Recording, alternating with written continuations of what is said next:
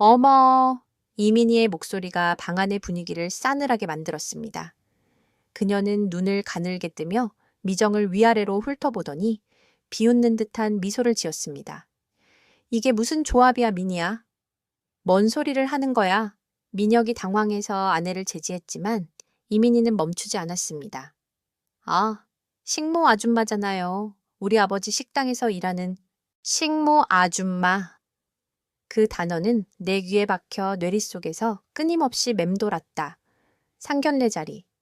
모든 것이 행복하고 완벽할 줄 알았던 그날. 내 눈앞에서 엄마가 무참히 짓밟혔다. 그날의 기억은 너무나 생생해서 마치 어제 일처럼 느껴졌다. 그들의 조롱 섞인 웃음소리, 민철 오빠의 당황한 침묵, 그리고 힘없이 굳어진 엄마의 얼굴까지 그 모든 조각들이 내 가슴을 찢어 놓았다. 그 단어는 단순한 말이 아니었다. 그것은 25년간 땀 흘려 일한 엄마의 삶에 대한 조롱이었고, 그 삶을 자랑스럽게 여겨온 내 대한 모욕이었다. 나는 한동안 그날의 기억에서 헤어나오지 못했다. 하지만 오늘은 그 기억을 다시 꺼내야 할 때다. 내 이름은 한유진. 28살의 나는 법학 전문 대학원생이다. 어릴 적부터 나는 불의를 보면 참지 못하는 성격이었다. 약한 사람 편에 서서 싸워주는 것이 나의 꿈이었고, 그 꿈의 끝에는 늘 정의로운 검사의 모습이 있었다. 남들보다 조금 늦은 나이에 시작했지만 나는 단 한 번도 후회한 적 없다. 오히려 늦은 만큼 더 열심히, 더 치열하게 공부했다. 그 모든 열정의 원동력은 바로 엄마였다. 우리 엄마, 윤지수 여사님은 내가 세상에서 가장 존경하는 사람이었다. 아빠가 일찍 돌아가시고, 엄마는 혼자서 나를 키우셨다. 엄마는 나에게 아빠의 빈자리를 느끼지 못하게 하려고 2배, 3배로 노력하셨다. 엄마의 손은 늘 거칠었고 앞치마에는 기름때가 묻어 있었다. 하지만 엄마의 얼굴에는 늘 따뜻한 미소가 가득했다. 엄마는 내가 행복하다면 그걸로 충분하다고 말씀하셨다. 엄마의 직업은 요리사였다. 명관이라는 유명 한정식 집에서 25년간 일하셨다. 처음에는 주방 보조부터 시작하셨지만 뛰어난 손재주와 성실함으로 금세 메인 주방장 자리에 오르셨다. 나는 엄마의 요리가 세상에서 가장 맛있다고 생각했다. 엄마가 정성껏 차려주신 밥상 앞에서 나는 늘 행복했다. 엄마의 요리에는 단순한 맛 이상의 것이 담겨 있었다.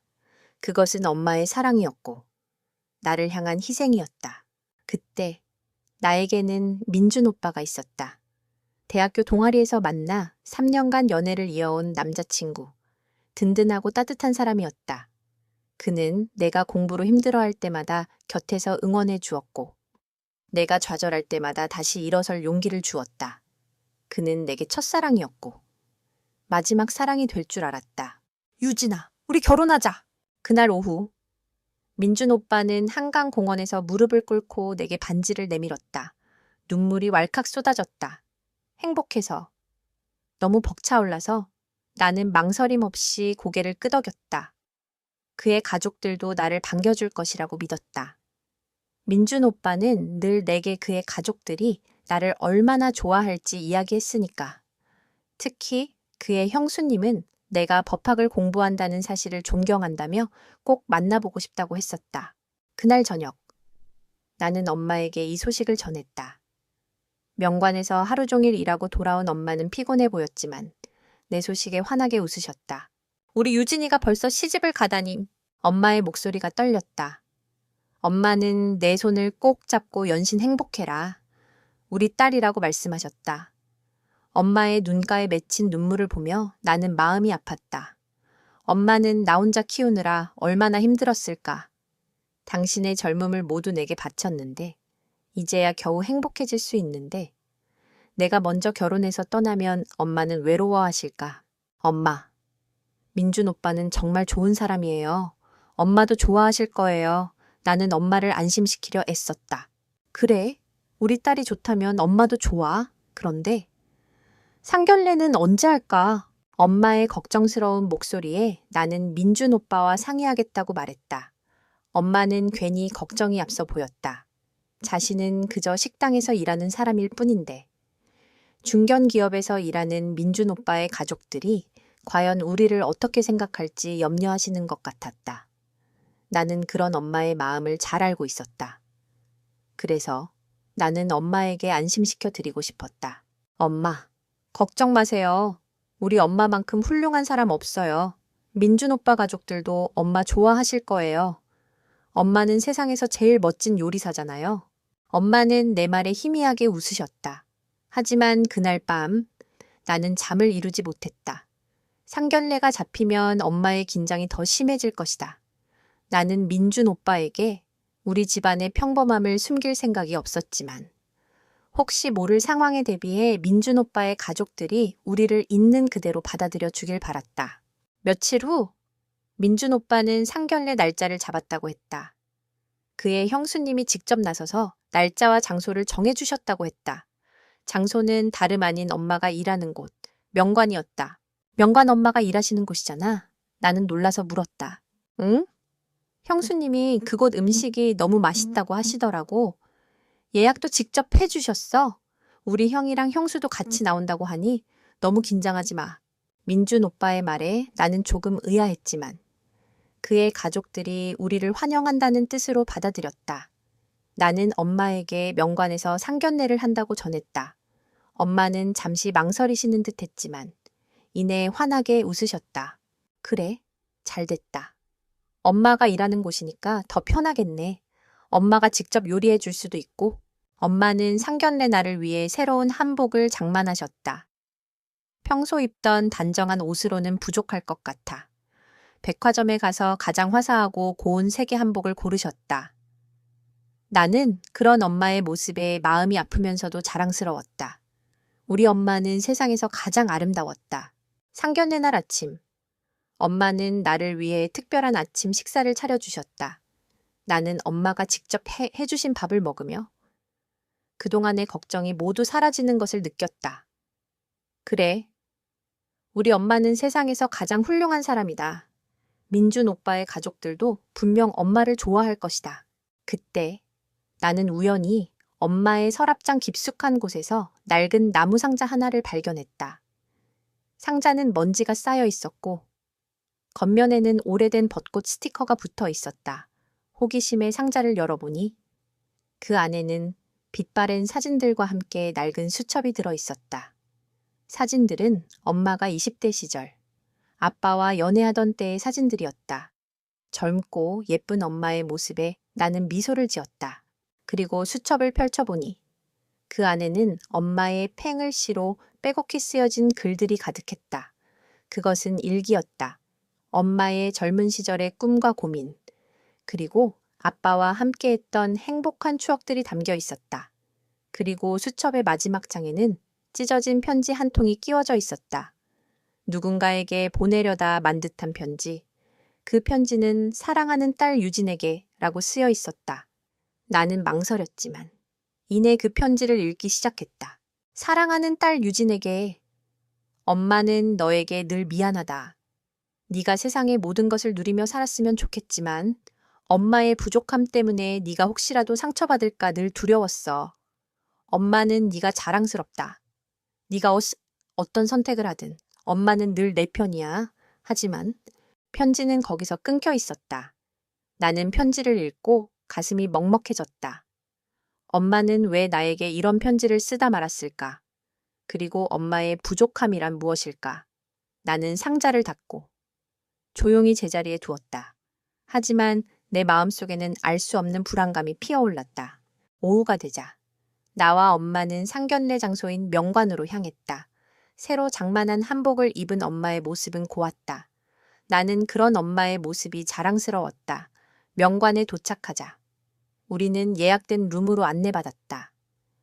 룸 안에는 이미 민준 오빠와 그의 부모님, 그리고 민혁 오빠가 앉아 있었다. 그들은 환한 미소로 우리를 맞이해 주었다. 분위기는 좋았다. 나는 안심했다. 안녕하세요. 한유진입니다. 나는 정중하게 인사했다. 어서 와요, 유진 씨. 이렇게 뵙게 돼서 정말 반갑습니다. 민준 오빠의 아버님. 조성훈 사장님이 따뜻하게 말씀하셨다. 저희 딸이 인사 올립니다. 엄마도 고운 목소리로 인사했다. 아이고, 이렇게 고운 분이 유진이 어머님이시군요. 앉으세요. 어서. 분위기는 화기애애했다. 나는 민준 오빠의 가족들이 나를 있는 그대로 받아들여 줄 것이라고 믿었다. 하지만 그때 룸문이 열리며 화려한 드레스를 입은 한 여자가 들어왔다. 민준 오빠의 형수님, 박서연이었다. 그녀는 우리를 보더니 환한 미소를 지었다. 나는 그녀의 미소가 진심이라고 생각했다. 하지만 그녀의 다음 말은 나의 모든 기대를 산산조각 내 버렸다. 어머, 이게 무슨 조합이야? 그녀의 목소리가 룸 안에 차갑게 울렸다. 그녀는 나를 무시하고 엄마를 위아래로 훑어보더니 비웃는 듯한 미소를 지었다. 나는 당황해서 엄마를 바라보았다. 엄마의 얼굴은 굳어 있었다. 그때 민준 오빠의 형, 민혁 오빠가 당황해서 아내를 제지했다. 서연아, 무슨 소리를 하는 거야? 하지만 그녀는 멈추지 않았다. 그녀는 엄마를 향해 손가락질하며 말했다. 아, 식모 아줌마잖아요. 우리 아버지 식당에서 일하는. 그 말이 내 귀에 박히는 순간 나는 모든 것을 잃었다. 행복, 기대, 그리고 사랑. 그 모든 것들이 한순간에 무너져 내렸다. 나는 눈물이 왈칵 쏟아지는 것을 참으며 굳어진 엄마의 손을 잡았다. 엄마는 차마 아무 말도 하지 못하고 고개를 숙였다. 나는 그날 내 생애 가장 치욕스러운 순간을 맞이했다. 어머, 이게 무슨 조합이야? 그녀의 목소리가 룸 안에 울려 퍼지는 순간 세상의 모든 소리가 멈춘 것 같았다. 민준 오빠의 형수, 박서연이었다. 화려한 명품 핸드백을 들고 몸에 딱 맞는 드레스를 입은 그녀는 마치 영화 속 주인공 같았다. 하지만 그녀의 눈빛에는 차가운 조롱이 서려 있었다. 그녀는 나를 무시하고 엄마를 위아래로 훑어보더니 비웃는 듯한 미소를 지었다. 서연아, 무슨 소리를 하는 거야? 민혁 오빠가 당황해서 아내를 제지했다. 아, 식모 아줌마잖아요. 우리 아버지 식당에서 일하는. 그 말이 내 귀에 박히는 순간 나는 망치로 머리를 맞은 듯 멍해졌다. 식모 아줌마? 그 단어는 내게 너무나 낯설고 충격적이었다. 엄마는 요리사였다. 명관의 메인 주방장. 25년을 오직 요리에 바친 세상에서 가장 훌륭한 요리사. 그런데 그녀는 엄마를 식모 아줌마라고 불렀다. 엄마의 얼굴은 순식간에 굳어졌다. 한복의 고운 색이 무색하게. 엄마의 얼굴에서 핏기가 싹 가시는 것을 나는 보았다. 엄마는 고개를 숙였다. 25년 동안 그 누구에게도 고개 숙인 적 없던 엄마가 딸의 상견례 자리에서 고개를 숙였다. 내 가슴은 찢어질 것 같았다. 서연 씨, 그게 무슨 말입니까? 조성훈 사장님이 당황해서 물었다. 아버님, 정말 몰랐어요. 미정 아줌마, 우리 집 식모하다가 주방으로 옮겼잖아요. 오래 봐온 사람이라 정말 반갑네요. 그녀는 겉으로는 반가운 척했지만 말투에는 조롱이 가득했다.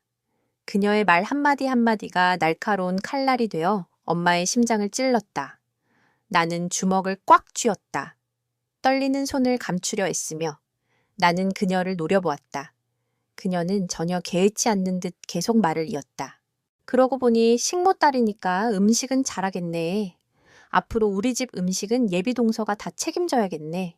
그녀는 손뼉을 치며 경박하게 웃었다. 그 웃음소리는 내게 지옥의 소리처럼 들렸다. 나는 더 이상 참을 수 없었다. 내 안에서 무언가 솟구쳐 올랐다. 나는 떨리는 목소리로 말했다. 박서연 씨, 저희 엄마는 식모가 아니라 명관의 주방장입니다. 25년간 명관을 위해 땀 흘려 일하신 분이세요. 함부로 말씀하지 마세요. 내 말에 그녀는 더욱 비웃었다. 주방장이라고 해봤자. 결국 우리 집 직원이잖아요. 아, 그러고 보니 우리가 사장이니까 예비 사돈 어른이 우리 직원이네요.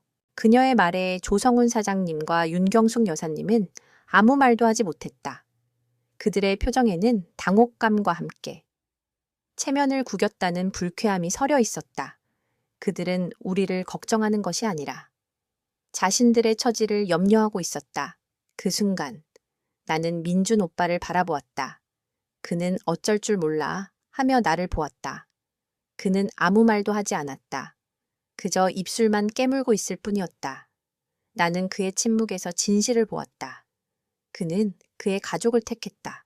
민준 씨, 말해보세요. 저희 엄마가 식모입니까? 내 질문에 민준 오빠는 고개를 떨구었다. 나는 그의 침묵이 그의 대답이라는 것을 알았다. 내 눈에서 뜨거운 눈물이 흘러내렸다. 나는 더 이상 그 자리에 앉아 있을 수 없었다. 나는 엄마의 손을 잡고 일어섰다. 이런 식으로 사람을 대하는 집안인 줄 몰랐네요. 죄송하지만 저희는 이만 일어나겠습니다. 내가 말하자. 조성훈 사장님이 급히 일어섰다. 아니에요. 잠깐만요. 우리 큰 며느리가 말을 잘못했어요. 다시 자리에 앉으세요. 뭘 잘못했다는 거예요? 사실을 말한 건데 저런 근본도 없는 집안이랑 결혼은 말도 안 되죠. 나보고 우리 집 식모랑 동서하라는 거예요. 박서연은 더욱 목소리를 높였다. 나는 더 이상 그들의 말을 듣고 싶지 않았다. 나는 엄마의 손을 잡고 방을 나섰다. 엄마의 손은 차가웠고 떨리고 있었다. 룸 밖으로 나오자. 차가운 바람이 우리를 맞았다. 나는 엄마의 어깨를 감싸 안았다. 엄마는 한동안 아무 말 없이 나를 안고 있었다. 엄마의 어깨가 떨리는 것을 느꼈다. 엄마는 울고 있었다. 나는 그런 엄마를 보며 더 이상 울지 않았다. 나는 분노했다. 내 안에서 무언가 들끓었다. 엄마, 괜찮아요. 제가 있잖아요. 나는 엄마에게 속삭였다. 엄마는 고개를 저으며 말했다. 엄마는 괜찮아. 괜찮다. 유진아. 하지만 엄마의 목소리는 괜찮지 않았다. 25년 동안 묵묵히 일하며 나를 위해 모든 걸 참아온 엄마였다. 딸 앞에서 이런 모욕을 당하는 것은 정말 참을 수 없었을 것이다.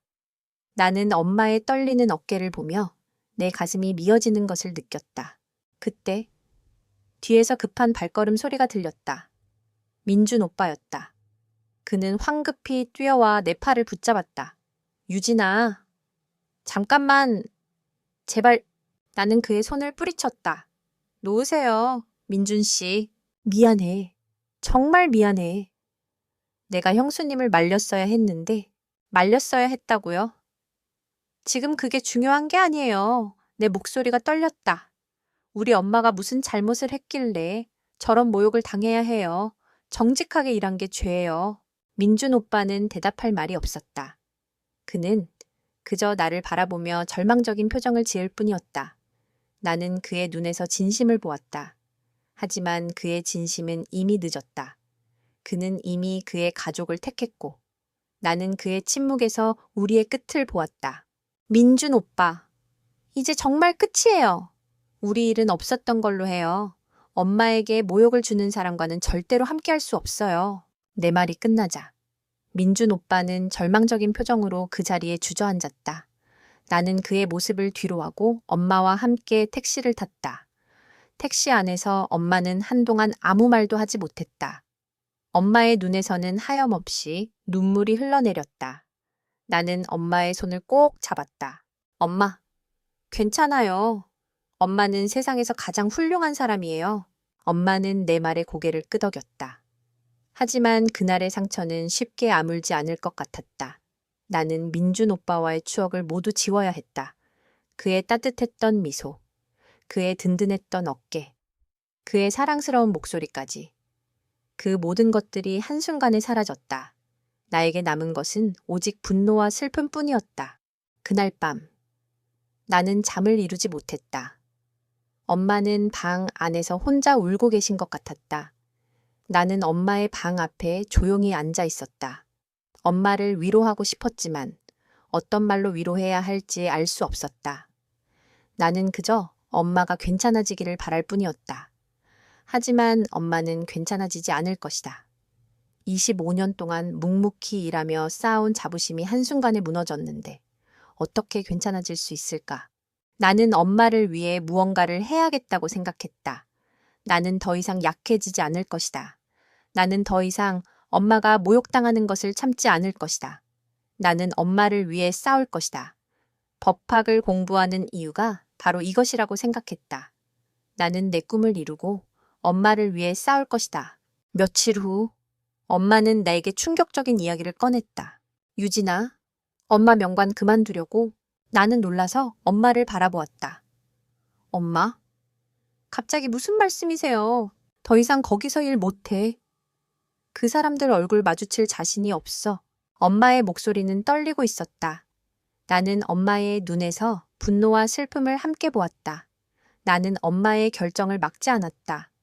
엄마의 상처가 얼마나 깊었는지 알 수 있었으니까. 나는 그저 엄마의 손을 꼭 잡고 말했다. 엄마, 잘 생각했어요. 이제 우리 새로 시작해요. 제가 엄마 옆에 있을게요.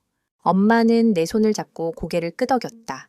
엄마의 눈에서 다시 눈물이 흘러내렸다. 하지만 이번에는 슬픔의 눈물만이 아니었다. 그것은 새로운 시작을 다짐하는 결의에 찬 눈물이었다. 나는 그런 엄마의 모습에 마음이 아프면서도 자랑스러웠다. 우리 엄마는 세상에서 가장 강한 사람이었다. 상견례가 파토난 후 나는 모든 것을 잃었다. 행복할 줄 알았던 미래, 영원할 줄 알았던 사랑, 그리고 민준 오빠와의 추억까지 모든 것이 한순간에 무너져 내렸다. 나는 집으로 돌아와 내 방에 틀어박혔다. 눈물이 쏟아졌다. 행복해서 흘렸던 눈물이 아니었다. 억울하고, 분하고, 슬퍼서 흘리는 눈물이었다. 나는 나에게 남아있던 모든 사진들을 찍고 민준 오빠가 사준 선물들을 상자에 담아버렸다. 모든 것을 지우고 싶었다. 민준 오빠의 흔적을, 그리고 그날의 치욕을. 민준 오빠는 사흘 내내 나에게 전화를 걸고 문자 메시지를 보냈다. 하지만 나는 받지 않았다. 그의 번호를 차단하고 그의 메시지를 지웠다. 나는 그를 용서할 수 없었다. 그가 나를 사랑한다는 것을 알았지만 나는 그의 사랑을 받아들일 수 없었다. 사랑한다면 그는 내 편에 섰어야 했다. 사랑한다면 그는 엄마를 모욕하는 그의 가족을 말렸어야 했다. 하지만 그는 그러지 못했다. 그는 그의 가족을 택했고 나는 그의 침묵에서 우리의 끝을 보았다. 유진아, 민준 오빠가 너희 집 앞으로 왔대. 엄마가 조심스럽게 나에게 말했다. 나는 창밖을 내려다보았다. 민준 오빠가 우리 집 앞에서 서성이고 있었다. 그는 힘없이 고개를 떨구고 내 방 창문을 올려다보았다. 나는 그의 얼굴에서 절망을 보았다. 그의 얼굴은 파리해져 있었고 그의 어깨는 축 늘어져 있었다. 나는 그가 나를 진심으로 사랑했다는 것을 알았다. 하지만 그 진심은 이미 늦었다. 나는 창문을 닫고 커튼을 쳤다. 엄마, 그냥 보내세요. 저 사람 볼 면목 없어요. 나는 엄마에게 말했다. 엄마는 아무 말 없이 고개를 끄덕이셨다. 그날 밤, 민준 오빠는 우리 집 앞에서 밤을 새웠다. 나는 밤새 잠을 이루지 못하고 그의 모습을 지켜보았다. 그가 나를 위해 추위에 떨고 있다는 것을 알았지만 나는 그에게 문을 열어줄 수 없었다. 이미 우리의 마음은 닫혀버렸기 때문이다. 다음 날 아침, 민준 오빠는 떠났다. 그가 떠난 자리를 보며 나는 알 수 없는 허탈감에 빠졌다. 나는 그를 사랑했지만 이제는 그를 놓아주어야 했다. 우리의 사랑은 그날의 상견례 자리에서 이미 끝난 것이었다. 나는 그의 사랑을 받았지만 동시에 그의 가족에게 버림받았다. 나는 그런 사랑은 원치 않았다. 그날 저녁, 나는 엄마와 함께 앉아 있었다. 엄마는 식사를 하지 않고 멍하니 앉아 계셨다. 나는 엄마의 손을 잡았다. 엄마의 손은 여전히 차가웠다. 나는 그 차가운 손에서 엄마의 슬픔을 느꼈다. 엄마, 정말 괜찮아요. 그 사람들 때문에 엄마는 괜찮아. 유진아, 걱정 마. 엄마는 너만 있으면 돼. 엄마는 내 손을 꼭 잡고 말씀하셨다. 하지만 엄마의 눈은 슬픔으로 가득 차 있었다. 나는 엄마의 눈에서 그날의 상처를 보았다. 25년 동안 묵묵히 일하며 쌓아온 자부심이 한순간에 무너졌는데 어떻게 괜찮을 수 있을까? 엄마, 저 명관 그만둘까 해. 엄마가 조용히 말했다. 나는 놀라서 엄마를 바라보았다. 엄마, 갑자기 무슨 말씀이세요? 25년 동안 일한 곳인데. 알아. 하지만 더 이상 그 사람들 얼굴 마주칠 자신이 없어. 매일 그 사람들 딸 얼굴 보면서 요리하고 그 사람들 가족들 먹일 음식 만들고 생각만 해도 숨이 막혀. 엄마의 목소리가 떨렸다. 나는 엄마의 눈에서 분노와 슬픔을 함께 보았다. 나는 엄마의 결정을 막지 않았다. 엄마의 상처가 얼마나 깊었는지 알 수 있었으니까. 나는 그저 엄마의 손을 꼭 잡고 말했다. 엄마, 잘 생각했어요. 이제 우리 새로 시작해요. 제가 엄마 옆에 있을게요. 엄마는 내 손을 잡고 고개를 끄덕이셨다. 엄마의 눈에서 다시 눈물이 흘러내렸다. 하지만 이번에는 슬픔의 눈물만이 아니었다. 그것은 새로운 시작을 다짐하는 결의에 찬 눈물이었다. 나는 그런 엄마의 모습에 마음이 아프면서도 자랑스러웠다. 우리 엄마는 세상에서 가장 강한 사람이었다. 며칠 후 엄마는 명관을 그만두셨다. 25년 동안 일한 곳을 떠나는 엄마의 뒷모습은 쓸쓸해 보였다. 나는 엄마의 손을 잡고 함께 집으로 돌아왔다. 집으로 돌아온 엄마는 한동안 아무 말도 하지 못하고 방 안에 틀어박히셨다. 나는 그런 엄마를 보며 마음이 아팠다. 하지만 나는 엄마를 위해 무언가를 해야겠다고 생각했다. 나는 더 이상 약해지지 않을 것이다. 나는 더 이상 엄마가 모욕당하는 것을 참지 않을 것이다. 나는 내 방으로 돌아와 책상에 앉았다. 내 눈앞에는 두꺼운 법전이 펼쳐져 있었다. 나는 법전을 펼치고 다시 공부에 집중하기 시작했다. 검사가 되겠다는 나의 꿈은 이제 단순한 꿈이 아니었다. 그것은 엄마를 위한 복수였고 정의를 위한 싸움이었다. 나는 내가 공부하는 이유가 바로 이것이라고 생각했다. 나는 내 꿈을 이루고 엄마를 위해 싸울 것이다. 그날 저녁, 나는 엄마에게 용기를 내서 말했다. 엄마, 저 변호사 시험 준비할 거예요. 그리고 검사 시험도요. 꼭 합격해서 엄마에게 자랑스러운 딸이 될 거예요. 엄마는 나의 말에 환하게 웃으셨다. 그래, 우리 유진이가 하고 싶은 대로 해. 엄마는 늘 내 편이야. 나는 엄마의 따뜻한 말에 눈물이 왈칵 쏟아졌다. 나는 엄마를 안고 한참 동안 울었다. 나는 엄마에게 모든 것을 쏟아냈다.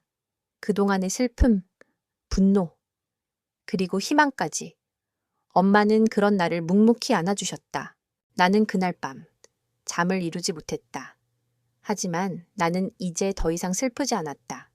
나는 더 이상 혼자가 아니었다. 나는 엄마와 함께였다. 우리는 함께 새로운 삶을 시작할 것이다. 나는 내 꿈을 이루고 엄마를 위해 싸울 것이다. 그리고 우리의 싸움은 그날의 치욕을 잊지 않는 것으로부터 시작될 것이다. 엄마가 명관을 그만두신 후 우리 집에는 묘한 긴장감과 함께 새로운 활력이 감돌기 시작했다. 엄마는 25년 동안 일해 모아둔 퇴직금과 그동안의 적금을 모두 털어 작은 식당을 차리기로 결정하셨다. 나는 걱정이 앞섰다. 상견례 사건으로 인해 심적으로 많이 지쳐있는 엄마가 과연 혼자서 식당 운영을 잘 해내실 수 있을까? 하지만 엄마의 눈빛은 그 어느 때보다 단호했다.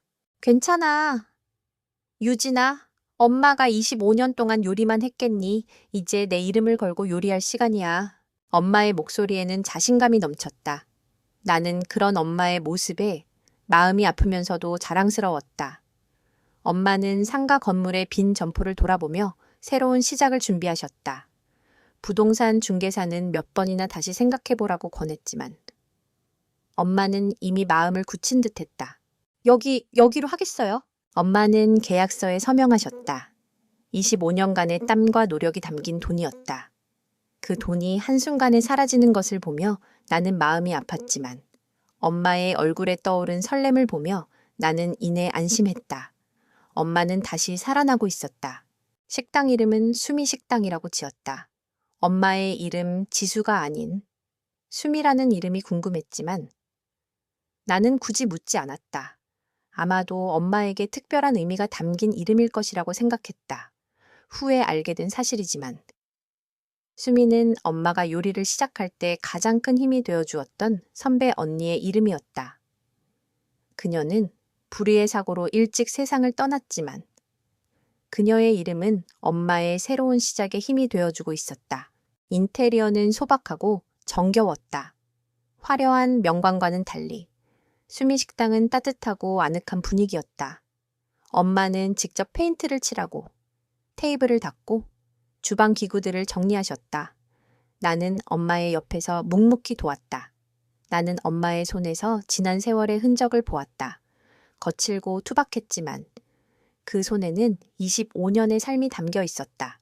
유진아, 너무 무리하지 마. 너는 내 공부에 전념해야지. 엄마는 내가 힘들까 걱정하셨다. 나는 엄마의 손을 잡고 말했다. 엄마? 괜찮아요. 엄마가 보여주신 꿋꿋함이 제게 힘이 됐어요. 이제 저도 엄마에게 자랑스러운 딸이 될 거예요. 엄마는 나의 말에 환하게 웃으셨다. 엄마의 웃는 얼굴을 보는 것이 나는 너무 행복했다. 상견례 이후 나는 엄마의 웃음을 본 적이 없었다. 하지만 이제 엄마는 다시 웃고 있었다. 그것만으로도 나는 충분히 행복했다. 수미 식당의 개업날. 나는 엄마와 함께 이른 아침부터 식당 문을 열었다. 화환은 없었지만 주변 이웃들과 엄마의 오랜 단골들이 찾아와 우리를 응원해 주었다. 그들은 엄마의 새로운 시작을 진심으로 축하해 주었다. 명관에서는 단 한 번도 느껴보지 못했던 따뜻한 환영이었다. 나는 그들의 따뜻한 마음에 눈물이 났다. 엄마는 환한 미소로 손님들을 맞이하셨다. 어서 오세요. 수미 식당입니다. 엄마의 목소리에는 자신감이 넘쳤다. 나는 그런 엄마의 모습이 자랑스러웠다. 나는 엄마의 옆에서 서빙을 도왔다. 손님들은 엄마의 요리 맛에 감탄하며 엄지를 치켜 세웠다. 와, 정말 맛있네요. 이 손맛은 정말 어디에서도 맛볼 수 없는 맛이야. 손님들의 칭찬에 엄마는 행복한 미소를 지으셨다. 나는 그런 엄마를 보며 내가 엄마를 위해 무언가를 해야겠다는 결심을 더욱 굳혔다.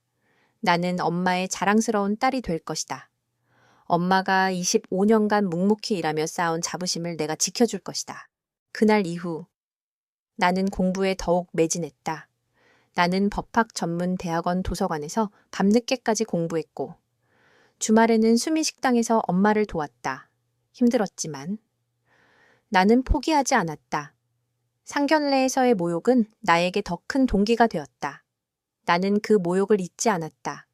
그들의 조롱 섞인 웃음소리는 나에게 채찍질이 되었다. 나는 그들의 조롱을 모두 복수할 것이다. 하지만 나의 복수는 그들의 방식과 다를 것이다. 나는 법으로, 정의로 그들을 심판할 것이다. 한편 민준 오빠는 매일같이 내게 전화를 걸고 문자 메시지를 보냈다. 하지만 나는 받지 않았다. 그의 번호는 이미 차단된 지 오래였다. 나는 그의 흔적을 모두 지우고 싶었다. 하지만 그의 메시지들은 나의 휴대폰에 계속 쌓여갔다. 나는 그의 메시지들을 보지 않았지만 그의 메시지가 내게 도착했다는 알림은 내 마음을 찔렀다. 그러던 어느 날 민준 오빠가 수미 식당으로 찾아왔다. 점심 장사가 끝나고 한가한 시간이었다. 나는 그를 보자마자 차갑게 돌아섰다. 유진아, 제발 한 번만 얘기하자. 나 좀 봐줘. 민준 오빠의 목소리는 절박했다. 나는 그의 목소리에 동요하지 않았다. 나는 그를 보지 않고 말했다. 할 말 없어요. 이미 끝난 일이에요. 아니야, 유진아. 끝난 거 아니야. 나는 형수님 편이 아니었어. 나는 너를 진심으로 사랑해. 그의 말에 나는 참을 수 없었다.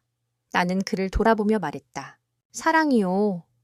사랑한다고 말하는 사람이, 사랑하는 사람이 모욕당할 때 왜 가만히 있고 있었어요? 왜 한마디도 하지 못했어요? 저와 가족 사이에서 오빠는 가족을 택했어요. 그날 오빠의 선택이 답이었어요. 이제 와서 무슨 말을 하든 소용없어요.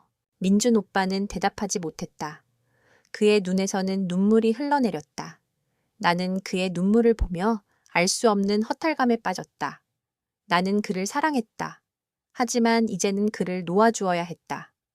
우리의 사랑은 그날의 상견례 자리에서 이미 끝난 것이었다. 나는 그의 사랑을 받았지만 동시에 그의 가족에게 버림받았다. 나는 그런 사랑은 원치 않았다.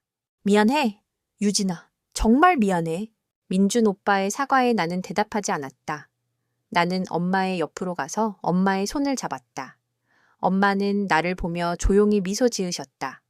엄마의 미소는 나에게 큰 힘이 되었다. 나는 민준 오빠를 뒤로하고 엄마와 함께 식당 안으로 들어갔다. 그가 떠난 자리를 보며 나는 알 수 없는 허탈감에 빠졌다. 나는 그를 사랑했지만 이제는 그를 놓아주어야 했다. 우리의 사랑은 그날의 상견례 자리에서 이미 끝난 것이었다. 그날 저녁, 나는 엄마와 함께 앉아 있었다. 엄마는 식사를 하지 않고 멍하니 앉아 계셨다. 나는 엄마의 손을 잡았다. 엄마의 손은 여전히 차가웠다. 나는 그 차가운 손에서 엄마의 슬픔을 느꼈다. 엄마, 정말 괜찮아요. 그 사람들 때문에. 엄마는 괜찮아. 유진아, 걱정 마. 엄마는 너만 있으면 돼. 엄마는 내 손을 꼭 잡고 말씀하셨다. 하지만 엄마의 눈은 슬픔으로 가득 차 있었다. 나는 엄마의 눈에서 그날의 상처를 보았다. 25년 동안 묵묵히 일하며 쌓아온 자부심이 한순간에 무너졌는데 어떻게 괜찮을 수 있을까? 엄마의 수미 식당은 예상보다 빠르게 자리를 잡았다. 명관에서 25년간 쌓아온 엄마의 손맛은 거짓말을 하지 않았다. 처음에는 작고 소박한 식당이었지만 입소문을 타고 찾아오는 손님들로 문전성시를 이루었다. 나는 도서관에서 공부하다가도 엄마의 전화를 받으면 식당으로 달려가 서빙을 도왔다. 엄마는 행복해 보였다. 손님들이 엄마의 요리 맛에 감탄하며 셰프님, 정말 맛있어요 라고 말할 때마다 엄마의 얼굴에는 환한 미소가 피어났다. 나는 그런 엄마의 모습을 보며 마음이 뭉클했다. 상견례에서의 모욕은 이제 우리에게 힘이 되어주고 있었다. 나는 2년 동안 하루도 빠짐없이 공부했다. 아침에 눈을 뜨면 법전부터 펼쳤고 잠자리에 들 때까지 판례집을 손에서 놓지 않았다. 엄마는 늘 나의 뒤에서 묵묵히 응원해 주셨다. 우리 딸, 너무 무리하지 마. 밥은 꼭 챙겨 먹고 엄마의 따뜻한 말 한마디는 내게 큰 힘이 되었다. 그리고 마침내 그날이 왔다. 법학 전문 대학원을 졸업하고 나는 변호사 시험에 합격했다. 합격자 명단에서 내 이름을 확인하는 순간 나는 눈물이 왈칵 쏟아졌다. 나는 엄마에게 달려가 이 소식을 전했다. 엄마는 나를 꼭 안아주셨다. 우리 유진이가 해냈구나. 정말 자랑스럽다. 내 딸, 엄마의 목소리가 떨렸다. 엄마의 눈에서도 눈물이 흘러내렸다. 우리는 서로를 얼싸안고 한참 동안 울었다. 그것은 지난 2년의 힘든 시간을 보상받는 행복의 눈물이었다. 하지만 나는 멈추지 않았다. 나의 목표는 검사였다. 나는 변호사 시험 합격의 기쁨을 잠시 뒤로 하고 다시 검사 시험 준비에 매진했다. 변호사 자격증만으로도 충분히 좋은 직장을 구할 수 있었지만 나는 검사가 되어야 했다. 그날의 모욕을 법으로 심판하고 싶었다. 정의를 실현하는 것, 그것이 나의 마지막 목표였다. 나는 변호사 자격증을 취득한 후 6개월간 더 치열하게 공부했다. 그리고 마침내 검사 시험에 합격했다. 합격자 발표를 확인하는 순간 나는 하늘을 날아갈 것만 같았다. 엄마에게 이 소식을 전하자 엄마는 다시 눈물을 흘리셨다. 우리 유진이가 정말 검사가 됐구나. 아빠도 하늘에서 기뻐하실 거야. 엄마의 말에 나는 눈물이 터져 나왔다. 아빠도 이 모습을 보시면 얼마나 자랑스러워 하실까. 나는 검사가 되었다. 꿈에 그리던 검찰청으로 첫 출근을 하는 날, 나는 검은색 정장 차림으로 거울 앞에 섰다. 거울 속에는 2년 전의 나, 상견례 자리에서 무기력하게 당하기만 했던 내가 아니었다. 나는 당당하고 자신감 넘치는 검사였다. 나는 엄마에게 말했다. 엄마, 저 이제 정말 보여줄게요. 엄마를 모욕했던 사람들, 그들이 어떤 대가를 치르게 될지. 엄마는 나의 손을 꼭 잡고 말했다. 유진아, 복수심에 흔들리지 마. 너는 너의 정의를 실현하면 돼. 법은 모든 사람에게 평등하니까. 나는 엄마의 말에 고개를 끄덕였다. 그래, 엄마의 말대로다. 나는 복수심이 아닌 정의를 위해 싸울 것이다. 나는 법 앞에서는 모든 사람이 평등하다는 것을 보여줄 것이다. 검찰청 신참 검사 한유진의 삶이 시작되었다. 처음 몇 달 동안 나는 간단한 사건들을 맡으며 실무를 익혔다. 선배 검사들은 신입에게 큰 사건을 맡기지 않았지만 나는 모든 사건을 꼼꼼하게 처리하며 실력을 인정받고 있었다.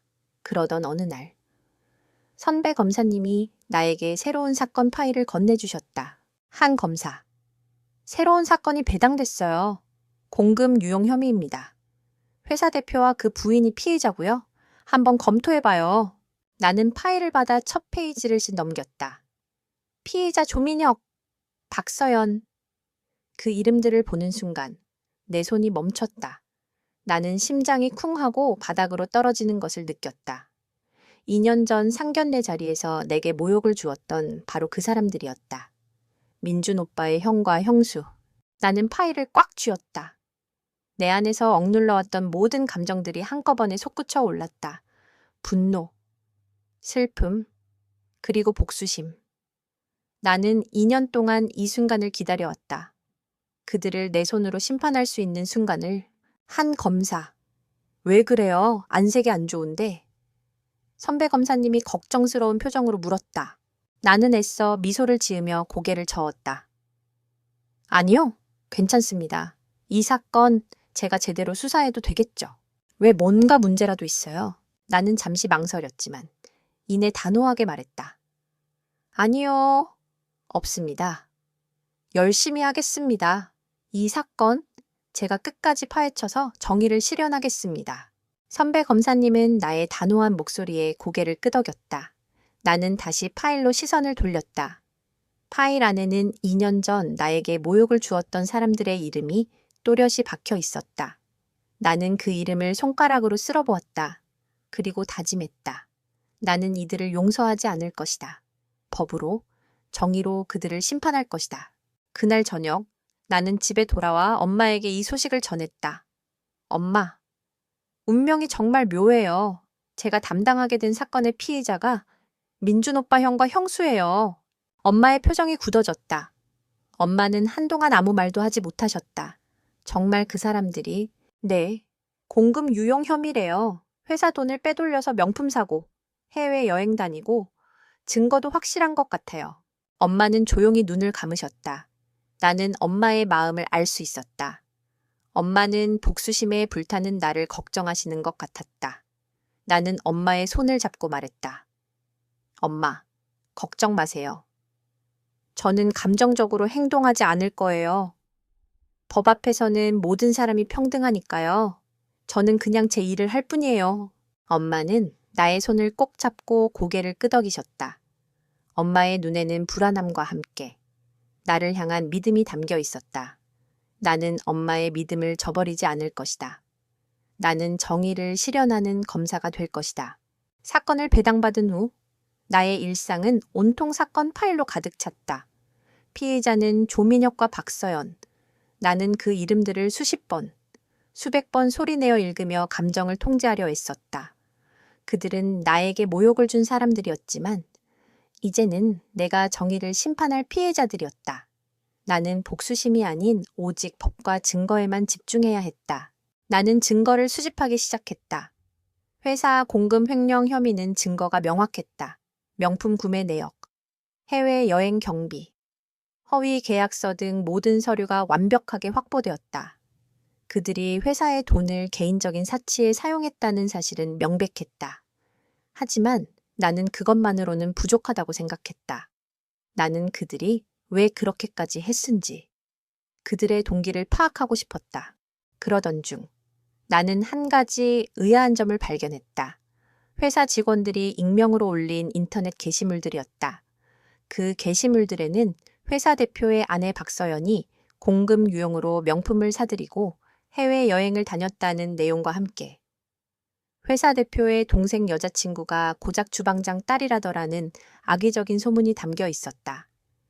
나는 그 글을 읽고 심장이 쿵하고 내려앉는 것을 느꼈다. 그들은 단순한 횡령범이 아니었다. 그들은 나를 모욕하고 엄마를 깎아내리기 위해 그런 짓을 벌인 것이었다. 나는 박서연을 소환했다. 2년 만에 재회였다. 그녀는 변호사와 함께 당당한 모습으로 조사실로 들어왔다. 그녀의 얼굴은 여전히 오만함으로 가득 차 있었다. 그녀는 나를 보자마자 비웃는 듯한 미소를 지었다. 어머!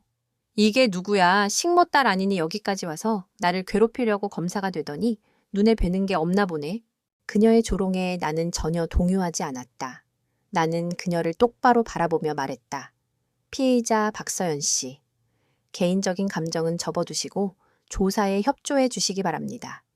당신의 신분은 이제 피해자입니다. 내 단호한 말에 그녀의 미소가 사라졌다. 그녀는 당황한 듯 했지만 이내 다시 오만함을 되찾았다. 피의자, 내가 웃기지 마. 내가 뭘 잘못했다고 그래. 나는 그냥 회사 돈 쓴 것뿐이야. 다 회사를 위한 일이었다고. 나는 증거 서류들을 그녀 앞에 내밀었다. 피의자 박서연 씨, 이 영수증들 기억나시나요? 총 1억 원어치의 명품 구매 내역입니다. 모두 회사 카드로 결제되었고요. 회사 업무용으로 에르메스 가방과 샤넬 액세서리가 필요했나요? 내 말에 그녀의 얼굴이 창백해졌다. 그녀는 영수증을 보고 아무 말도 하지 못했다. 나는 계속해서 증거들을 제시했다. 그리고 이건 뭔가요? 유럽 여행 경비 3천만 원. 모두 회사 출장비 명목으로 처리했는데. 실제로는 부부 골프 여행이었죠. 해외 바이어 미팅 기록은 없던데요. 대신 골프장과 관광지 방문 기록만 가득하네요. 그녀는 고개를 떨구었다. 그녀의 변호사가 급히 끼어들었다. 검사님, 피해자는 아직 조사에 익숙하지 않습니다. 잠시 시간을 주시면. 아닙니다. 저는 충분히 시간을 주었습니다. 피의자 박서연 씨, 아직도 변명할 여지가 있습니까? 내 말에 그녀는 아무 말도 하지 못했다. 나는 계속해서 그녀를 압박했다. 피의자 조민혁 씨와 함께 존재하지도 않는 업체와 허위 계약서를 만들어 2억 원을 빼돌렸죠. 총 횡령 금액은 3억 8천만 원입니다. 이 정도면 충분한 증거라고 생각하지 않으십니까? 그녀는 고개를 떨구고 몸을 떨었다. 그녀의 오만함은 온데간데 없었고 그 자리를 두려움과 공포가 채우고 있었다. 나는 그녀에게 마지막 질문을 던졌다. 피의자 박서연 씨, 2년 전 당신은 우리 엄마를 식모 아줌마라고 조롱했습니다. 그리고 나를 식모 딸이라고 비난했습니다. 왜 그렇게 하고 했습니까? 내 질문에 그녀는 고개를 들었다. 그녀의 눈에는 눈물이 가득했다. 그건 그냥이 아니겠죠? 당신은 내가 민준 씨와 결혼하는 것을 막고 싶었죠? 그래서 우리를 모함하고 우리를 깎아내리기 위해 그런 짓을 한 것이죠. 왜 그랬습니까? 당신의 가족 체면이 그렇게 중요했습니까? 나는 그냥 우리 집안 체면을 지키고 싶었어. 우리 집안에 식모딸이 며느리로 들어오는 게 싫었어. 나는 그냥 내 남편과 내 가족을 지키고 싶었을 뿐이야. 그녀의 목소리는 떨리고 있었다. 그녀는 결국 눈물을 흘리며 모든 것을 털어놓았다. 그녀는 내게 질투를 느꼈다고 했다. 내가 공부도 잘하고 민준에게 사랑받는 것이 싫었다고 했다. 그래서 나를 깎아내리고 나를 모함했다고 했다.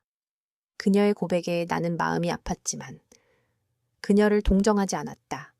그녀의 행동은 그녀의 질투심을 정당화할 수 없었다. 나는 그녀의 고백을 듣고 조사실을 나섰다. 나는 이제 더 이상 그녀에게 복수심을 느끼지 않았다. 그보다는 나 자신에 대한 연민을 느꼈다. 나는 그녀의 질투심 때문에 나의 행복을 잃어야 했다. 나는 그녀의 이기심 때문에 사랑하는 사람을 놓아주어야 했다. 그날 저녁 나는 엄마에게 이 소식을 전했다. 엄마, 박서연 씨가 모든 것을 자백했어요. 공금 횡령 혐의뿐만 아니라 2년 전 우리를 모욕했던 이유까지도요. 그녀는 그냥 우리를 질투했다고 해요. 엄마는 조용히 나의 손을 잡고 말씀하셨다. 유진아, 이제 모든 것이 끝났구나. 너는 너의 정의를 실현했고 엄마는 엄마의 자부심을 되찾았어. 이제 너는 너의 삶을 살면 돼. 엄마는 이제 괜찮아. 엄마의 말에 나는 눈물을 흘렸다. 나는 엄마를 안고 한참 동안 울었다. 엄마는 나의 모든 것을 받아주셨다. 그동안의 슬픔, 분노, 그리고 이제는 홀가분해진 마음까지. 나는 엄마의 따뜻한 품에서 모든 것을 잊었다. 박서연이 모든 것을 자백하고 돌아간 후 나는 마음의 평화를 되찾았다. 더 이상 그녀에게 분노하지 않았다. 그보다는 나 자신에 대한 연민을 느꼈다. 나는 그녀의 질투심 때문에 나의 행복을 잃어야 했다. 나는 그녀의 이기심 때문에 사랑하는 사람을 놓아주어야 했다. 하지만 이제는 달랐다. 나는 내 인생을 되찾았고 내 꿈을 이루었다. 그리고 엄마와 함께 행복한 삶을 살고 있었다. 그러던 어느 날 민준 오빠에게서 전화가 걸려왔다. 2년 만에 처음 걸려온 전화였다. 나는 망설였지만 이내 전화를 받았다. 그의 목소리는 떨리고 있었다. 유진아, 나야, 민준. 무슨 일로 전화하셨어요? 내 목소리는 차갑게 식어 있었다. 유진아, 정말 미안해. 내가 잘못했어. 내가 그때 너를 지켜주지 못해서. 그의 목소리에서 진심이 느껴졌다. 하지만 나는 그의 진심을 받아들일 수 없었다. 이미 내 마음속에는 깊은 상처가 자리 잡고 있었기 때문이다. 이제 와서 무슨 말을 하든 소용없어요. 이미 끝난 일이에요. 아니야, 유진아. 끝난 거 아니야. 나는 너를 정말 사랑했어. 나는 그때 형수님에게 너무 압박을 받아서, 그리고 부모님도 나는 정말 어쩔 줄 몰랐어. 그는 울먹였다. 나는 그의 울음소리를 듣고 마음이 아팠지만 그의 슬픔에 동요하지 않았다. 그의 슬픔은 나의 슬픔을 치유할 수 없었다. 압박이요? 압박 때문에 사랑하는 사람이 모욕당하는데 가만히 선이 있었어요, 민준 씨. 사랑은 말로 하는 게 아니라 행동으로 하는 거예요. 그날 민준 씨의 침묵이 민준 씨의 대답이었어요. 아니야, 유진아. 나는 정말 너를 사랑했어. 형수님이 너를 질투해서 그녀가 우리 가족을 이간질했어.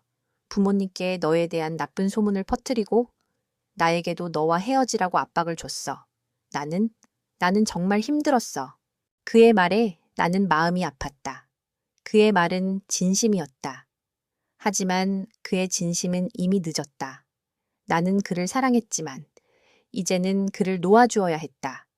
우리의 사랑은 그날의 상견례 자리에서 이미 끝난 것이었다. 민준 씨. 미안해요. 저는 민준 씨를 용서할 수 없어요. 저는 제가 사랑하는 사람이 모욕당할 때 가만히 있는 사람과는 함께 할 수 없어요. 유진아, 제발 한 번만 나를 만나줘. 내가 모든 것을 설명할게. 내가 너를 위해. 민준 씨. 이제 그만해요. 저는 이제 민준 씨를 만날 필요가 없어요. 저는 이미 저의 행복을 찾았어요. 민준 씨도 민준 씨의 삶을 사세요. 우리는 이제 정말 끝이에요. 나는 전화를 끊었다. 손이 떨렸다. 나는 민준 오빠를 사랑했지만 이제는 그를 놓아주어야 했다. 우리의 사랑은 그날의 상견례 자리에서 이미 끝난 것이었다. 나는 그의 사랑을 받았지만 동시에 그의 가족에게 버림받았다. 나는 그런 사랑은 원치 않았다. 그날 저녁 나는 엄마에게 이 소식을 전했다. 엄마는 조용히 나의 손을 잡고 말씀하셨다. 유진아, 잘했어. 너는 너의 자부심을 지킨 거야. 이제 너는 너의 삶을 살면 돼. 엄마는 이제 괜찮아. 엄마의 말에 나는 눈물을 흘렸다. 나는 엄마를 안고 한참 동안 울었다. 나는 엄마에게 모든 것을 쏟아냈다. 그동안의 슬픔, 분노, 그리고 이제는 홀가분해진 마음까지. 엄마는 그런 나를 묵묵히 안아주셨다. 나는 이제 더 이상 과거에 얽매이지 않았다. 나는 앞으로의 삶을 함께 만들어갈 것이다. 엄마와 함께 식당을 운영하고 나의 꿈을 향해 나아갈 것이다. 나는 이제 남편이 남긴 사랑과 후회를 받아들이고 나만의 삶을 살 것이다. 민준 오빠와 전화 통화를 끝낸 후 내 마음은 한결 가벼워졌다. 지난 2년간 나를 짓눌러왔던 짐을 내려놓은 것 같았다. 나는 이제 더 이상 그를 미워하지 않았다. 그보다는 그를 이해하고 그를 놓아주었다. 우리의 사랑은 아름다운 추억으로 남겨두고 나는 나의 길을 가기로 했다. 그러던 어느 날 수미 식당으로 뜻밖의 손님들이 찾아왔다. 조성훈 사장님과 김선미 여사님, 그리고 민준 오빠였다. 점심 장사가 끝나고 한가한 시간이었다. 나는 그들을 보자마자 심장이 쿵 하고 내려앉는 것을 느꼈다. 그들은 내게 상견례 자리에서의 치욕을 상기시키는 사람들이었다. 나는 차갑게 굳어진 얼굴로 그들을 맞이했다. 무슨 일로 오셨어요? 내 목소리는 떨리고 있었지만 단호했다. 조성훈 사장님은 당황한 듯 했지만 이내 자리에 앉으며 입을 열었다. 유진 양, 정말 미안해요. 우리가 그때 우리 큰 며느리가 너무 철이 없었어. 그래서 내가 직접 찾아왔어. 그의 얼굴에는 진심이 담겨 있었다. 하지만 나는 그의 진심을 받아들일 수 없었다.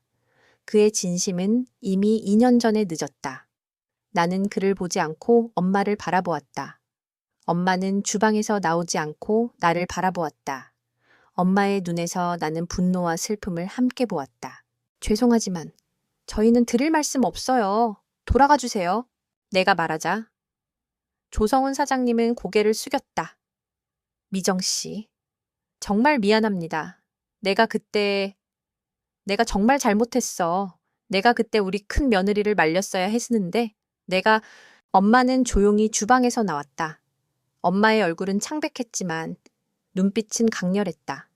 엄마는 조성훈 사장님을 똑바로 바라보며 말했다. 이제 와서 무슨 말씀을 하시든 소용없어요. 2년 전에 그날 저를 식모 아줌마라고 모욕했을 때 사장님은 왜 가만히 계셨나요? 왜 웃고 계셨나요? 엄마의 말에 조성훈 사장님은 고개를 들었다. 그의 얼굴은 창백해졌다. 그는 아무 말도 하지 못했다. 그의 침묵이 그의 대답이었다.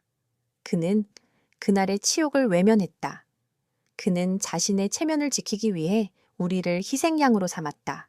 미정 씨, 제가 그때 당황해서요. 당황해서 웃었다고요. 남이 모욕당하는 게 그렇게 재미있으셨나요? 엄마의 목소리가 높아졌다. 나는 엄마의 분노를 이해했다. 25년 동안 묵묵히 일하며 쌓아온 자부심이 한순간에 무너졌는데 어떻게 분노하지 않을 수 있을까? 김선미 여사님도 급히 사과했다. 미정 씨, 저희가 잘못했어요. 우리 서연이가 너무 철이 없었어. 그래서 우리가 선미 여사님, 이제 와서 무슨 말씀을 하시든 소용없어요. 이미 끝난 일이에요. 우리는 그때 민준 오빠가 앞으로 나섰다. 그는 나의 손을 잡으려 했지만 나는 그의 손을 뿌리쳤다. 민준 씨, 이제 그만해요. 우리는 이미 끝났어요. 유진아, 제발 나를 용서해줘. 나는 정말 너를 사랑했어. 나는 사랑이요 사랑한다고 말하는 사람이 사랑하는 사람이 모욕당할 때 가만히 있었어요, 민준 씨. 그날 민준 씨의 침묵이 민준 씨의 대답이었어요. 저는 민준 씨의 침묵을 평생 잊지 못할 거예요. 민준 씨의 사랑은 저에게는 너무나 아팠어요. 내 말에 민준 오빠는 무릎을 꿇었다. 유진아, 내가 잘못했어. 정말 미안해. 제발 일어나세요. 민준 씨가 무릎 꿇는다고 해서 달라질 건 없어요. 이제 그만 돌아가세요. 나는 단호하게 말했다. 민준 오빠는 고개를 떨구고 눈물을 흘렸다. 조성훈 사장님과 김선미 여사님도 눈물을 흘렸다. 그들은 우리가 불쌍하다고 생각했을 것이다. 그들은 우리가 용서해 줄 것이라고 기대했을 것이다. 하지만 우리는 그들의 기대에 부응하지 않았다. 우리는 그들의 동정 따위 필요 없었다. 우리는 우리의 자부심을 지키고 싶었다. 그들이 돌아간 후 나는 엄마를 안아주었다. 엄마의 어깨는 아직도 떨리고 있었다. 나는 엄마의 손을 꼭 잡고 말했다. 엄마, 이제 정말 끝났어요. 저 사람들은 우리에게 아무것도 할 수 없어요. 이제 우리 행복하게 살아요. 엄마는 나의 말에 고개를 끄덕이셨다. 엄마의 눈에서는 눈물이 흘러내렸다. 하지만 그것은 슬픔의 눈물이 아니었다. 그것은 지난 세월의 모든 상처를 치유하는 감동의 눈물이었다. 나는 엄마의 눈물을 보며 우리의 승리가 복수가 아닌 우리의 자부심을 지키는 것에 있다는 것을 깨달았다. 며칠 후 나는 검찰청에서 조민혁과 박서연의 재판을 준비하고 있었다. 그들은 우리가 그들을 용서해 줄 것이라고 기대했을 것이다. 하지만 나는 그들에게 자비를 베풀지 않았다. 법은 모든 사람에게 평등하다는 것을 보여주고 싶었다. 그들의 죄는 그들의 죄였고 나는 그들의 죄를 심판할 것이다. 나의 복수는 그들의 방식과 다를 것이다. 나는 법으로, 정의로 그들을 심판할 것이다. 그리고 나는 이 모든 것이 나를 위한 것이 아닌 엄마를 위한 것이라는 것을 알았다. 재판 당일, 나는 검은색 정장 차림으로 법정에 섰다. 2년 전. 상견례 자리에서 무참히 짓밟혔던 내가 이제는 법정에 서서 그들을 심판할 검사가 되었다. 법정 안은 긴장감으로 가득했다. 방청석에는 조성훈 사장님과 김선미 여사님, 그리고 민준 오빠가 앉아 있었다. 그들의 얼굴에는 절망과 불안이 뒤섞여 있었다. 피고인석에는 조민혁과 박서연이 수척한 모습으로 앉아 있었다. 그들의 오만함은 온데간데 없었고 그 자리를 두려움과 공포가 채우고 있었다. 나는 침착하게 기소 사실을 낭독했다. 피고인들은 2023년부터 2024년까지 회사 공금 총 3억 8천만 원을 횡령한 혐의로 기소되었습니다. 내 목소리는 떨리지 않았다. 나는 감정을 배제하고 오직 사실만을 이야기했다. 박서연은 변호사에게 귓속말을 했지만 변호사는 고개를 저었다. 증거가 너무 확실했기 때문이다. 나는 차근차근 증거들을 법정에 제출했다. 명품 구매 내역, 해외여행 경비, 허위 계약서까지 모든 것이 명확했다. 피고인 박서연은 에르메스 가방 구매에 1,500만 원, 샤넬 액세서리에 1,800만 원, 루이비통 신발에 700만 원을 회사 돈으로 사용했습니다. 다른 증거 목록에서 보시듯이 수없이 많은 개인 사치품을 회사 돈으로 결제했고 그 금액이 무려 1억 8천만 원입니다. 그 사이 회사 직원들에게는 상습적으로 임금을 체불했으며 퇴직금도 제대로 지급한 적이 없어서 내부 고발이 된 것입니다. 방청석에서 윤경숙 여사님이 흐느끼기 시작했다. 나는 그들의 슬픔을 보았지만 동정하지 않았다. 그들의 슬픔은 그들의 잘못 때문이었고 나는 그들의 잘못을 바로잡아야 했다. 그리고 피고인 조민혁은 존재하지도 않는 업체와 가짜 계약서를 만들어 2억 원을 빼돌렸습니다. 이 모든 범행은 계획적이고 지속적이었습니다. 판사님이 피고인들에게 물었다. 피고인들, 검사의 기소 사실을 인정합니까? 조민혁은 떨리는 목소리로 대답했다. 죄송합니다. 잘못했습니다. 하지만 박서연은 달랐다. 저는 인정할 수 없어요. 이 재판 자체가 불공정해요. 저 검사는 개인적인 원한이 있어요. 그녀는 벌떡 일어나 소리를 질렀다. 변호사가 급히 그녀를 말렸지만 그녀는 멈추지 않았다. 판사님, 저 검사 김수연은 우리 집 식모딸이에요. 개인적 복수를 위해서 저희를 기소한 거라고요? 법정이 술렁거렸다. 나는 전혀 동요하지 않았다. 나는 그녀를 똑바로 바라보며 말했다. 피고인의 개인적 발언은 재판과 무관합니다. 중요한 건 증거입니다. 피고인들의 범행은 물증으로 명확하게 입증됩니다. 물증이 뭐가 중요해요? 저 여자가 우리를 함정에 빠뜨린 거예요. 그녀의 주장에 나는 웃음이 나왔다. 함정이라고 하시는데 그럼 이 영수증들도 가짜인가요? 피고인이 직접 사인한 카드 전표들입니다. 그리고 이 허위 계약서도 피고인 조민혁의 필체로 작성된 게 필적 함정 결과 확인됐습니다. 나는 차분하게 증거들을 제시했다. 그녀는 더 이상 반박하지 못했다. 그녀의 얼굴은 창백해졌고 그녀의 어깨는 떨리고 있었다. 그녀의 오만함은 온데간데 없었고 그 자리를 두려움과 공포가 채우고 있었다. 나는 그녀에게 마지막 질문을 던졌다. 피고인 박서연, 2년 전 당신은 우리 엄마를 식모 아줌마라고 조롱했습니다. 그리고 나를 식모딸이라고 비난했습니다. 왜 그렇게 했습니까? 개인적 원한이 있었다면 지금이라도 말씀해 주십시오. 내 말에 그녀는 고개를 떨구었다.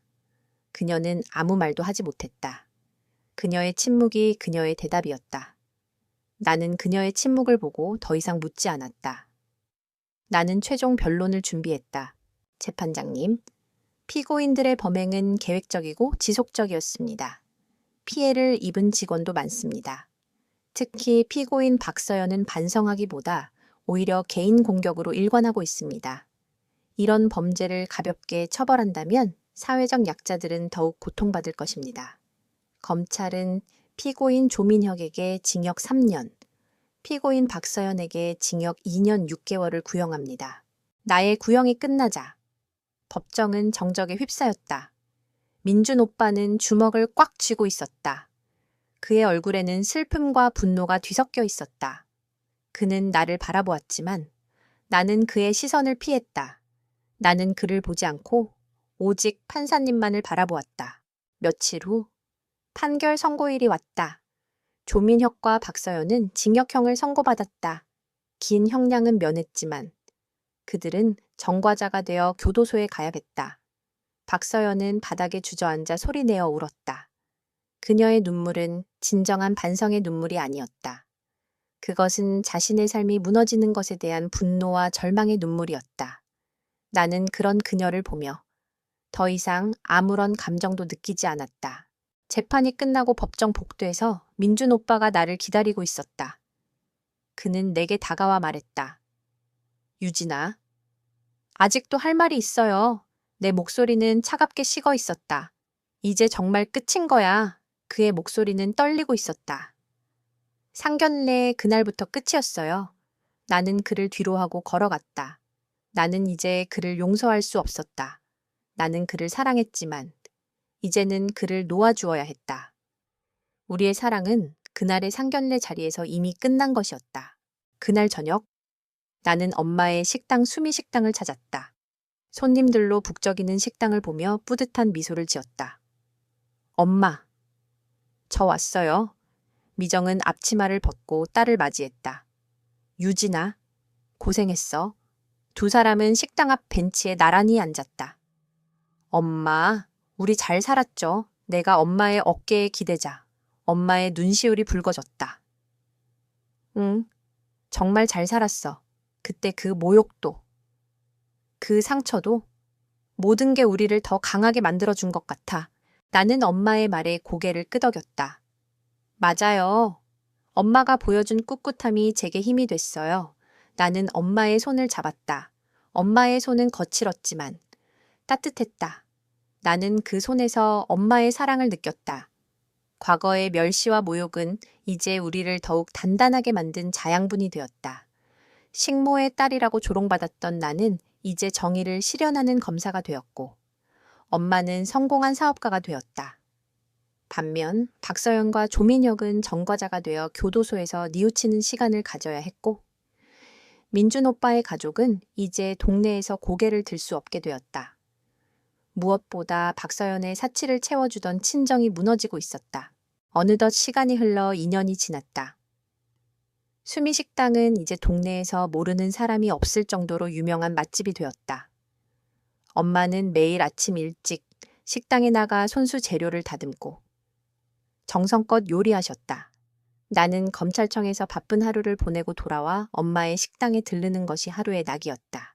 엄마와 나는 식당 앞 벤치에 나란히 앉아 차가운 바람을 맞았다. 엄마는 나의 손을 꼭 잡고 말씀하셨다.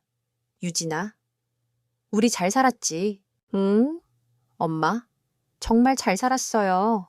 엄마는 세상에서 가장 멋진 요리사고, 저는 세상에서 가장 자랑스러운 딸이 되었어요.